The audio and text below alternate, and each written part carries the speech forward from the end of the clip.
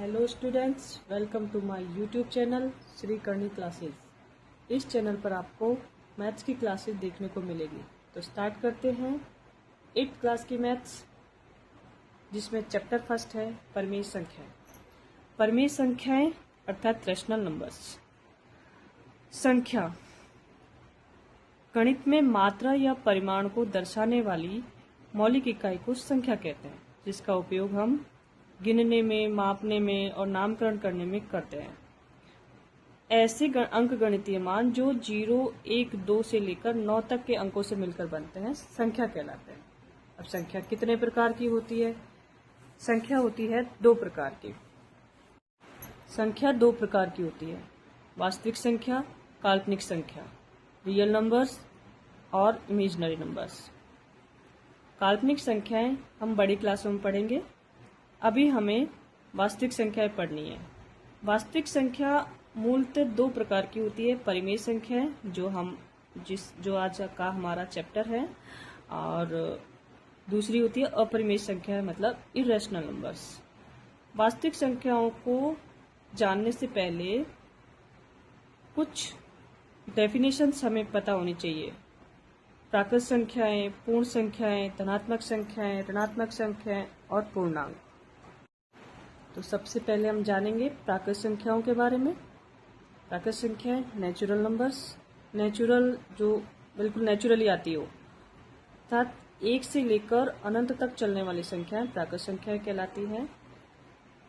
प्राकृत संख्याएं को हम काउंटिंग नंबर्स भी बोल सकते हैं, क्योंकि जब हम किसी बच्चे को गिनती सिखाते हैं तो वो 1 से सिखाते हैं, तो वो 1, 2, 3, 4, इसीलिए हम इसको नेचुरल नंबर बोलते हैं। नेचुरली जो किसी को सिखाया जाए वो प्राकृत संख्याएं कहलाती है। अब प्राकृत संख्याओं में ये पूछने को आ जाता है कि सबसे छोटी प्राकृत संख्या कौन सी होती है, सबसे बड़ी कौन सी होती है। अब जो सबसे पहले आएगी वो सबसे छोटी होगी, और जो सबसे बाद में आएगी वो सबसे बड़ी होगी। सबसे पहले आती है 1, अर्थात प्राकृत संख्या हमारी 1 से शुरू होती है, तो सबसे छोटी प्राकृत संख्या हमारी हो जाएगी 1।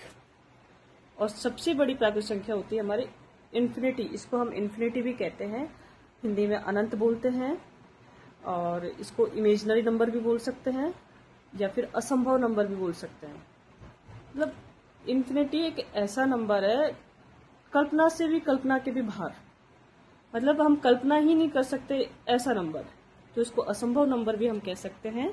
तो यहाँ हम असंभव भी लिख सकते हैं और अनंत भी लिख सकते हैं। अब इसको संख्या रेखा पर भी हम डिनोट कर सकते हैं।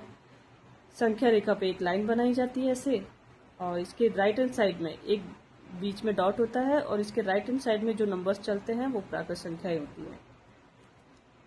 अब आती है पूर्ण संख्याएं, होल नंबर्स। पूर्ण मतलब पूरा कर दो इसको, पूर्ण का मतलब पूरा। तो पूरा कब होता है? जब उस नंबर के आगे 0 लग जाता है। 0 डिजिट से जो शुरू होती है और लास्ट वही इन्फिनिटी तक चलती है, अनंत तक जो चलती है, वो पूर्ण संख्या होती है। अब सबसे छोटी पूर्ण संख्या क्या होगी? जाहिर सी बात है 0। और सबसे बड़ी पूर्ण संख्या वही असंभव या अनंत। असंभव या फिर अनंत। इसको हम संख्या रेखा पर कैसे दिखाएंगे? वही एक लाइन खींचेंगे।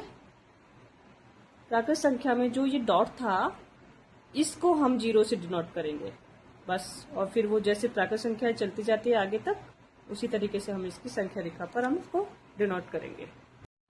अब आते हैं धनात्मक संख्याएं, पॉजिटिव नंबर्स। वही नेचुरल नंबर्स के आगे पॉजिटिव का साइन, ये पॉजिटिव नंबर्स हो गए। आप पॉजिटिव का निशान लगा भी सकते हो, नहीं भी लगा सकते हो, अर्थात प्राकृत संख्याओं को हम पॉजिटिव नंबर्स भी कह सकते हैं। वो इसको नंबर लाइन पे इसी तरीके से डिनोट करेंगे, जैसे यहाँ पे ये डॉट होता है, और इसके बिल्कुल निश्चित गैप पे आगे जो संख्या ये चलती जाती है, ये पॉजिटिव नंबर्स हो गए। ये राइट हैंड साइड में चलेगी इस डॉट के। दूसरी आती है ऋणात्मक संख्या, नेगेटिव नंबर्स। नेगेटिव नंबर्स मतलब जितने भी नेचुरल नंबर्स है उनके आगे नेगेटिव का साइन कर दो आप, तो ये नेगेटिव नंबर्स हो जाते हैं। अब इनको संख्या रेखा पर कैसे डिनोट करते हैं? इस डॉट के लेफ्ट हैंड साइड में जो नंबर्स चलेंगे वो ऋणात्मक संख्याएं होती हैं। इसके बाद आते हैं हमारे पूर्णांक। पूर्ण अंक, इसको आप तोड़ कर देखो, पूर्ण प्लस अंक, सभी अंक आ जाएंगे इसमें। पूर्ण का मतलब इसमें जीरो भी डिनोट आ जाएगा, धनात्मक संख्याएं भी आ जाएंगी और ऋणात्मक संख्याएं भी आ जाएंगी, तो वो हमारे सभी आ जाएंगे पूर्णांक में। पूर्णांक हर तरीके के नंबर आ जाएंगे इसमें। पूर्णांक को हम संख्या रेखा पर कैसे डिनोट करते हैं, एक नंबर लाइन, ऐसे सीधी नंबर लाइन बनाते हैं, बीचों बीच इसमें जीरो डिनोट करते हैं। इसके राइट हैंड साइड में जो नंबर्स चलेंगे वो तो चलेंगे धनात्मक नंबर्स, धनात्मक संख्याएं, और राइट हैंड साइड में जो लेफ्ट हैंड साइड में जो चलेंगे वो होंगे नेगेटिव नंबर्स, अर्थात ऋणात्मक संख्याएं। ये अनंत तक चलते जाते हैं, ये है हमारे पूर्णांक। तो हमने जाना प्राकृत संख्याएं क्या होती हैं, पूर्ण संख्याएं क्या होती है, धनात्मक संख्याएं, ऋणात्मक संख्याएं, पूर्णांक, ये सभी क्या होती हैं।